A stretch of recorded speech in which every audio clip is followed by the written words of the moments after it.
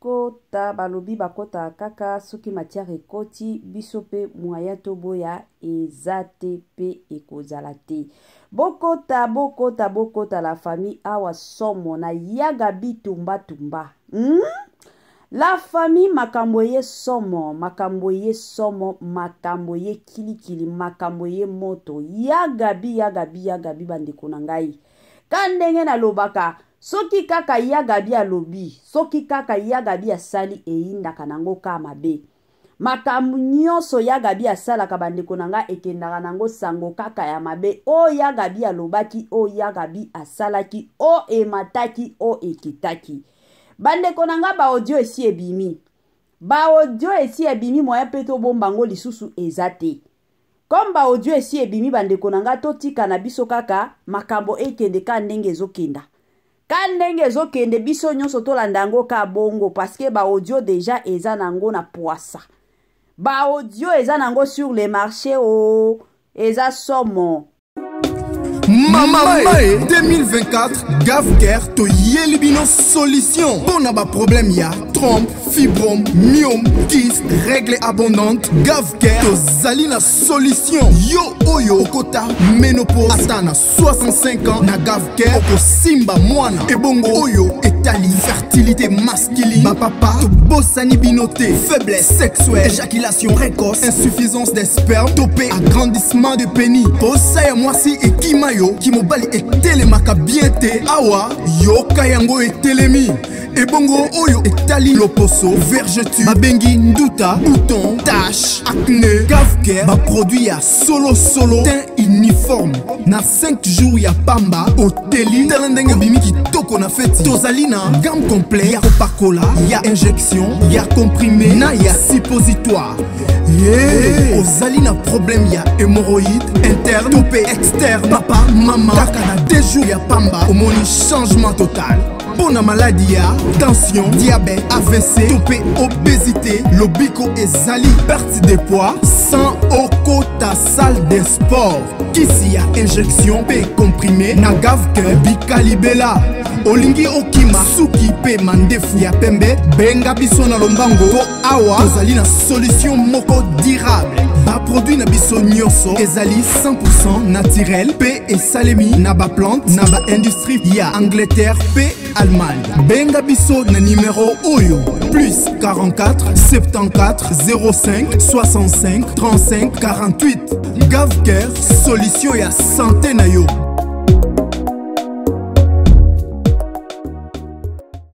Gavker aye penza na ba solution ya kilikili. Gavker aye penza na masolo ya kitoko. Gavker aye libino lobiko. Na Gavker bandeko nanga bika na yo libela. Gavker aza wana pona ba santé na biso. Gavker aza wana pona kosunga kanenge boyebi ba poso na biso banzoto na biso aza wana pona kosunga ka biso. Soki oza na mwa makambo ya santé etungisaka yo o mabota o mukongo pasi o emataki ekitaki. En tout cas, solution eza nango ka na place moko. Toyebi ke lelo oyo na kilelo oyo ebele ya batu bakomi ba minganga, ebele ya batu bakomi ba docteur, mais na ye koyebisa bino kaka place ya siri ya kafu place oyo eza na ba veri ya kitoko eza nango ka na Gavker na système moko ya kitoko penza mingi makasi. Salut cher Bouchou, salut cher abonné, salut cher connaissance, salut surtout les amis de Étoile Lune Inès TV. J'espère que vous allez bien. Quant à moi, je suis bien, super bien par la grâce de Dieu. Cher Bouchou, cher abonné et cher connaissance, Yalelo Penza, Namemeli Bino Lisusu Yagabi. Nini ezoleka ba vérité nini ebimi ba audio nini ebimi concernant ya Gabi. Avant na kota na mwa mozindo ya makambo nyonso avant to continuer kobeta masolo ka ndenge tobetaka masolo ekozala malamu na ya nanu ko sensibiliser batu nyonso ya sika. toyebi que chaque fois que tosalaka ba émission ya sika to ba vidéo ya sika bato ya sika pe bakotaka yango na ko sensibiliser batu nyonso ya sika. Si c'est la toute première fois ya kokota penza na chaîne na biso, chaîne moko kitoko, chaîne ya ba analyse somo, chaîne moko ya ba information pas possible. Je vous prierai surtout de vous abonner massivement. Abonnez-vous. Cliquez aussi sur la cloche de notification pour surtout recevoir les nouveautés de notre chaîne. Aimez la vidéo, la famille, commentez et partagez. Et que ça la biso, oyo penza tolobaka na biso chaque jour, chaque minute et pourquoi pas chaque seconde. Tokos makasi. La famille kane na betaka masolo ezalaka bien soki ozolandaka biso zala penza ya kovanda bisika nyonso ozolandaka Étoile Ines TV. Zwa kiti na yo vanda tango zo vanda tia mwa mai na yo pembeni, tia mwa jus na yo pembeni, tia mwa sucre na yo pembeni na système moko kaka ya Tokos makasi. Bambote nanga na yemoko Linda Bukulu ya balinda. Bambote nanga na yemoko Madame Judith Diampovisa. Bambote nanga na yemoko Madame Marie-Josée Tchala, Madame Sidonia Siala. Na pesi bambote na Mama Céline Kaba. Bambote na Madame Gracian Poi. Na pesi bambote kandenge zalaka na Mama Joséphine, Mama Titi, Mama Tina Sambia, Mama Eugénie Zemanga, Mama Christine Lonongo et pourquoi pas Madame Vicky Mombonzo depuis Sénégal. Na pesi bambote na mama na biso Mama Lissi de partout au Yazola Biso depuis Belgique. Na pesi bambote na système moko penza ya kitoko mingi makasi. Voilà. Toye na ya Gabi. Hey, bande konanga. Kane na betaka masolo soki ka ya Gabi ya ye makambo yaka ya turo yotango ya Gabi ayaki bande konanga mokili ye koningana batu balobi te ya Gabi alekisi batu balobi te ata soki bapesa ka conseil est-ce que okoki kopesa conseil mutu na matanga okoki ata kozela teke matanga esila pour que oya kopesa conseil. Conseil ya Gabi ekozala kaka na matanga epi ezala kaka public ata bino moko. Congolais, Congolaises, partout ozali kotala biso toyeli yo offre oyo ezali na kati ya maluku vente ya ba terrain ya 20 mètres sur 15 awa na kati ya commune ya maluku ba terrain oyo ezali kitoko ezali na emplacement ya bien ezali plat ezali ba terrain oyo ezali na problème ata moko te. Andeko na biso ozali kotala biso contactez biso na numéro oyo ezali affiché na ba bande d'écran na bino. Contactez biso pour na ba précision. Ba terrain oyo ezali kotekama na $350 ya pamba. Na $350 ya pamba ozui terrain na yo ya 20 mètres sur 15.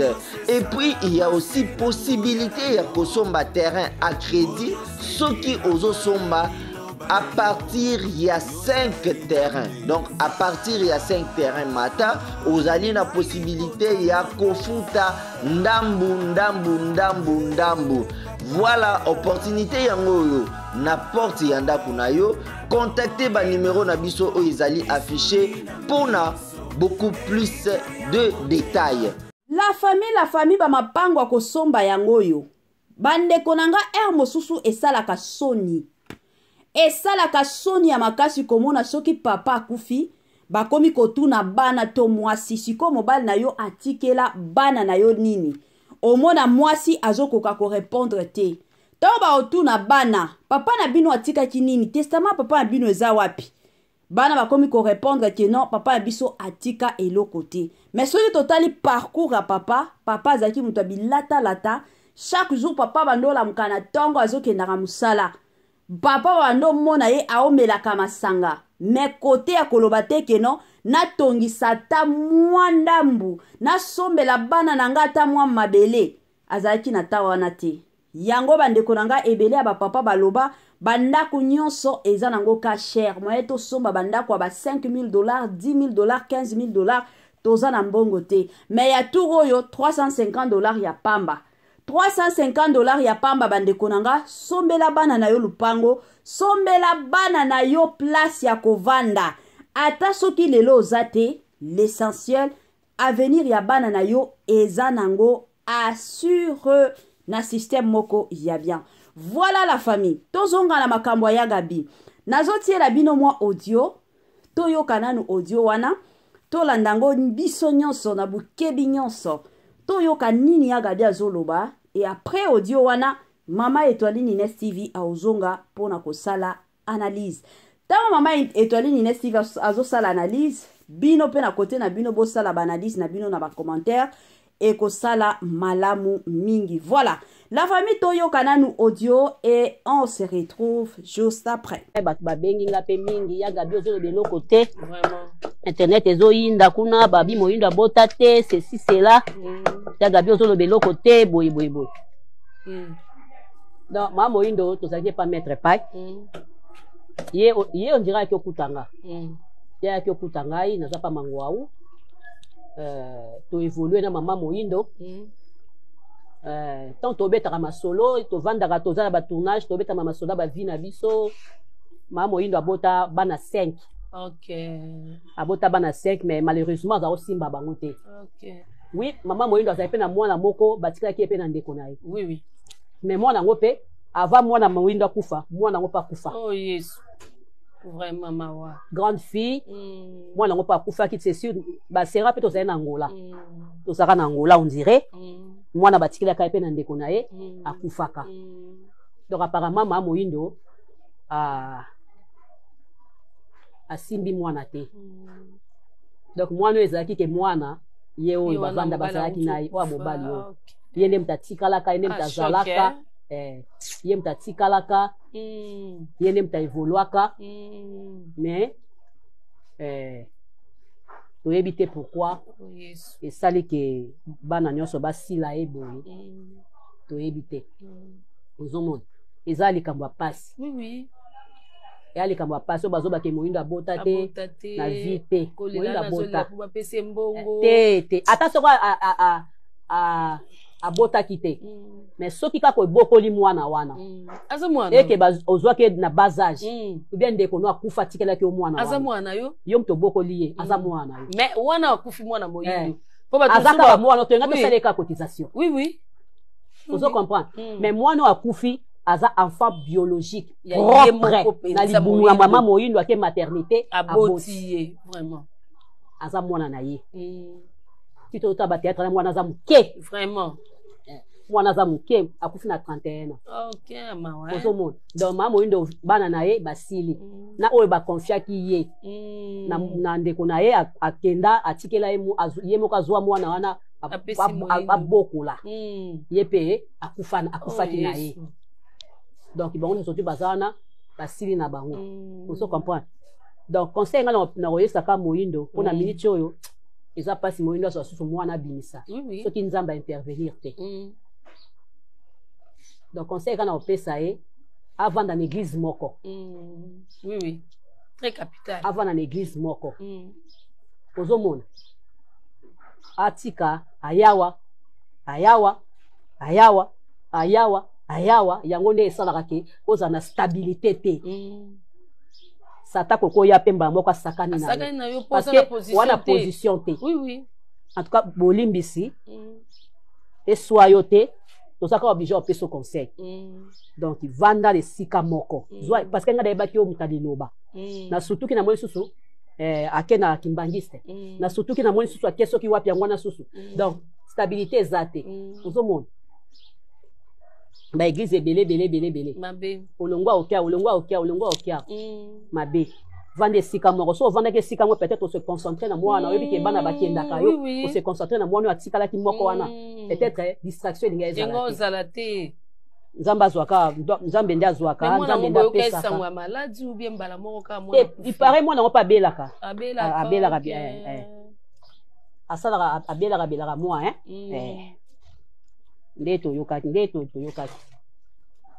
nda azwaki mwana ye amemi ye na Angola da mwana nga zakani atikala ne na atikala na Kisasa okay nde aye kokende na Angola nga na okaye kake no Moyindo abengisi mwana na Angola ngabi nga kuna bai po ani na Angola mkese baby na ngobo sakatika luka ne vina ye na Kisasa mais mwana ye imokabi kwa bengisa ki peut-être ningaza pembe na ye pour protéger c'est ça. Si vous avez un artiste et comédien, vous avez pour vous aider moi cotisation. To sangisa. Vous sangisa.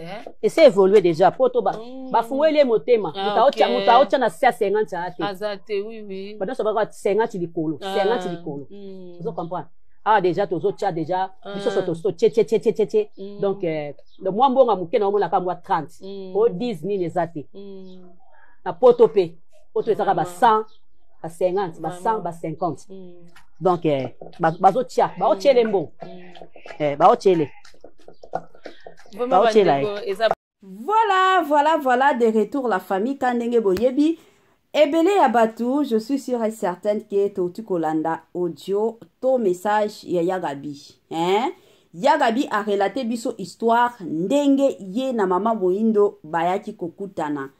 Et après, tango korelate histoire nyonso, kandenge batu baolo bakeno mama Moyindo, mwana wana oya utaki kokufa, oya tika ki kotika biso bandeko nanga azaki mwana mama Moyindo te ebela batu baloba bongo, mais kandenge boyebi vérité eza que eza mwana na ye. Abotaki bana, mais eyaki kosala keno bana nyonso babandaki ka kokufa atikala kaka na mwana oyo. Et puis kosala je m'excuse kosala que lelope mwanango aye kosala nini aye kokufa. Alors na message ya Yagabi touti kolanda pe Yagabi aopesa pe conseil na mama Moyindo atika bitambola ya ba église parce que selon ba explication mama na biso Yagabi tumba alobi ke mama na biso Moyindo akota na ba église nyonso ya ba kimbanguiste tabernacle église nini ye nyonso akota. Alors ezalaka malamu vanda bisika moko ke bitambola na be église atika bitambola wana yango yaki kosala ke non la plupart de gens surtout biso ba congolais ebele ya batu balobi mama Gabi to Yagabi alobaki mabe. Il fallait pas aloba bongo ata soki aza na besoin repesa ndeko na biso star na biso mama Moyindo conseil. Il fallait azela ata na kunzu ata na téléphone apesa ye conseil ke aya kolobango sur les réseaux sociaux. Yango comme d'habitude la famille nga tunaka toujours nalingaka toujours avia batu mosusu parce que ezalaka bientôt sala banalise batu mosusu pe ba opesa ba vie na bango. Siko la famille na tuna bino nano kane toyoki Yagabi alobi pona mama na biso Moyindo que il fallait pas atambola ba église, fallait atikala na église moko. Yagabi asali bien ndenge alobi yango publiquement bongo to asali na ye mabe. To zonga mama na biso Moyindo azalaki mutu abota bana 5 e kosala keno bana nyonso 5 bakufa. Tina mwana o batikela ye abokola. Mwana wana pe akufa. Donc to ti yango neti bana sisi nyonso bakufa. To mitia nanu na place ya mama Moyindo. Parce que soki oza mama ozo boto moni mwana na yo liboso akufi. Mwana na yo mibale akufi. Mama nyonso alukaka toujours nzela. Soki oza mutu oyo sambelaka. Peut-être oki komitu na église ou peut-être na osambela Nzambe a solo azate. Yango to mona mama mosusu a changer église. Après quelque temps soki omoni ka mabezo kwela yo. Omona lisusu mama mosusu a changé lisusu église. Omona ba mama mosusu na ba papa ba changer ba église ata 10. Pourquoi? Parce que à comprendre la situation te. A omona que non peut-être place na osambela Nzambe azate na mekana nukuna peut-être kuna Nzambe aza peut-être kuna Nzambe akoyokelanga mawa. Yango mama na biso Moyindo bando changer ba église. Sikoye ko sala que non Yagabi aye kopesa conseil publiquement aye kopesa conseil na émission. Yango sali ke ba ebele ya batu asilika. Selon bino la famille bomoni ndeni. Yagabi asali bien ndenge apesi mama Moyindo conseil na na émission to il fallait azela ata matanga esila pour que apesa mama na biso conseil. Voilà. Selon nga la famille kande na betaka masolo kande na lobaka nga pe nazalaka na o ya ngai ya kobakisa bandeko na nga na système oko ya bien. Congolais, Congolaises, partout ozali kotala biso toyeli yo offre oyo ezali na kati ya maluku vente ya ba terrain ya 20 mètres sur 15 awa na kati ya commune ya maluku ba terrain oyo ezali kitoko ezali na emplacement ya bien ezali plat ezali ba terrain oyo ezali na problème ata moko te. Andeko na biso ozali kotala biso contactez biso na numéro oyo ezali affiché na ba bande d'écran na bino. Contactez biso pour na ba précision. Ba terrain oyo ezali kotekama na $350 ya pamba. Na $350 ya pamba aux terrain na yo ya 20 mètres sur 15.